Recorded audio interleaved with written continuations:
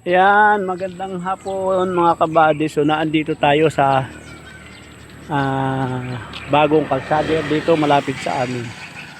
So kung kayo ay dadaan ng ecotourism, Dalahican Road, ayan, yun ang sa amin. Ito ang karugtong.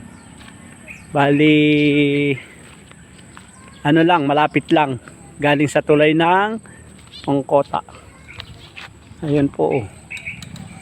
Ang kantuhan po nito, paglabas ninyo dito sa ecotourism, Dalahican Road dito sa pagkanan ay bahay na namin ang ano. Oh, ito pa oh. Oh, nagbabike.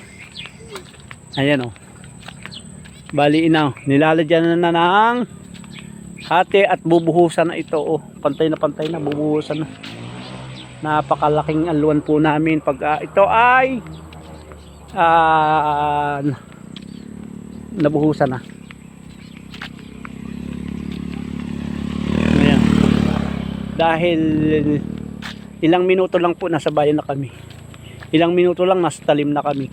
Kaya pagpupunta kami ng halimbawa Batangas, paglabas namin dito, ecotourism kami, ang labas na namin ay Bantilan Bridge, San Juan. Pag dumiretso ay papunta ng San Pablo.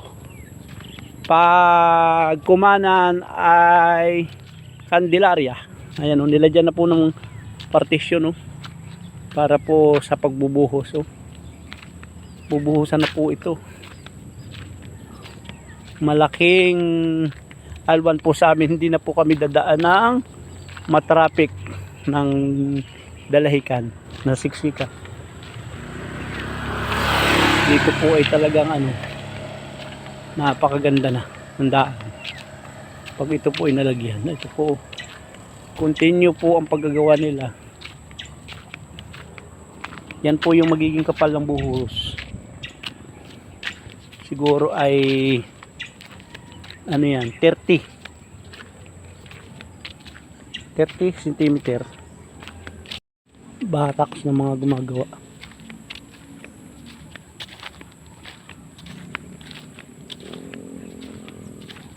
Po, napakaganda na po yan pagka nayari dito sa amin. Napakadali po namin ang access namin.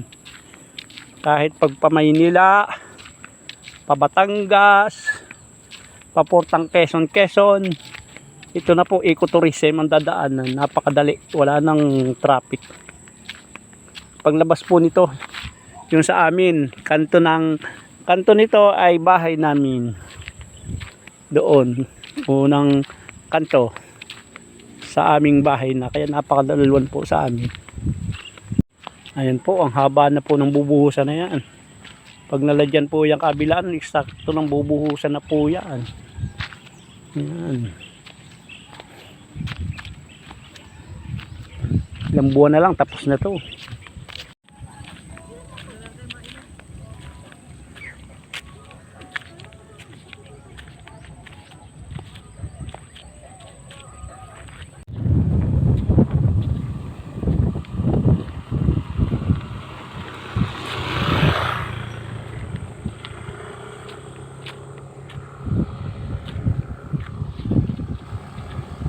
Barangay Bara.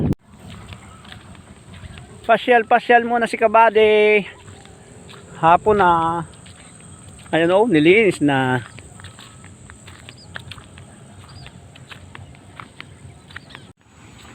Ayan, halos pantay na ring ilog. Pantay na. Maganda ng daanan. Pagpabayan. Ayan Ayan lakas ng bubugan ng tubig